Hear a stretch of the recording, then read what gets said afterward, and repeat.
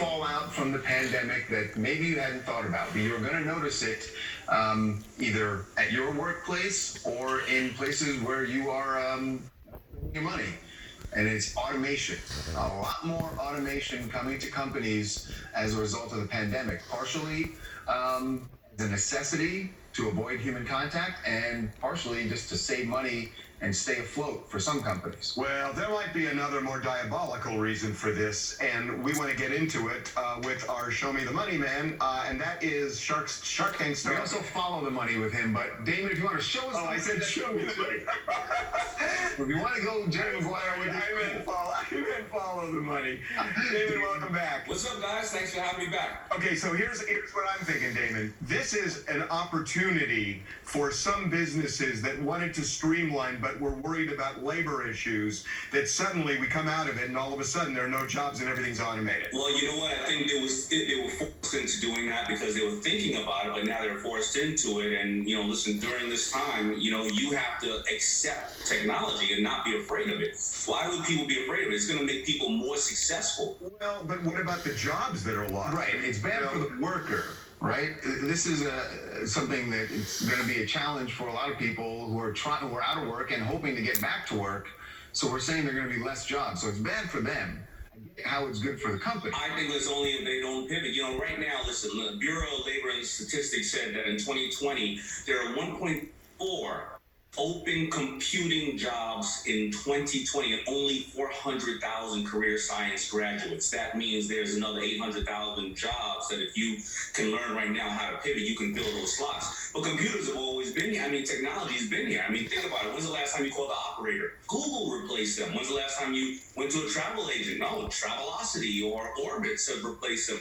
And it's making life easier for us. Now, if your grandmother or grandfather in quarantine, you can FaceTime and Skype them. You couldn't do that 10 years ago. And I think that you have to accept the fact that the machines are coming. The number one job in this country for males are operating heavy machinery and truck drivers. I'm sorry, autonomous trucks are going to come around almost tomorrow. They're going to be out of work unless they need to understand how to program and be critical thinkers and decision makers. And then they're going to even have a better job. They don't got to bust their hump for 16 hours a day on the road. They could be at home programming. I think it's going to make more money for more people and make people more successful. So I got a question for you about that, because I get it, and I understand what you're saying, and that's been the way of the world for so many decades and even centuries, that you have to adapt to the times. But we're in a weird situation where there is this sudden influx of 15, 20 million people out of work.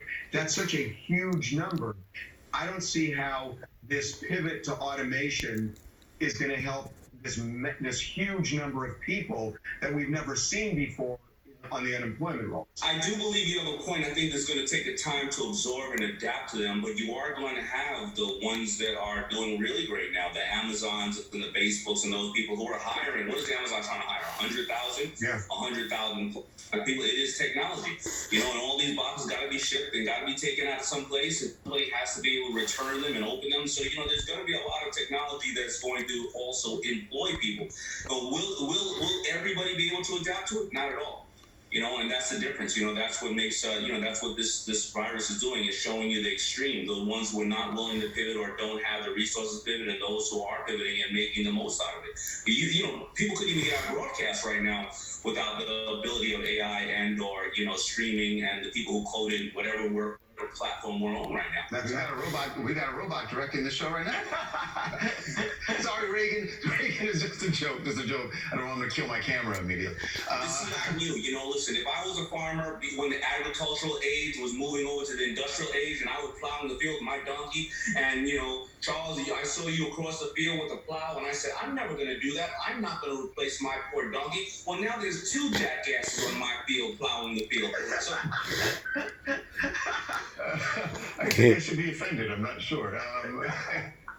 Hey, Damon, thanks so much, man. All right, guys. Have a good one. Happy Labor Day. Enjoy your Labor Day weekend, man. Have a great Labor Day, Damon. You got it. Okay.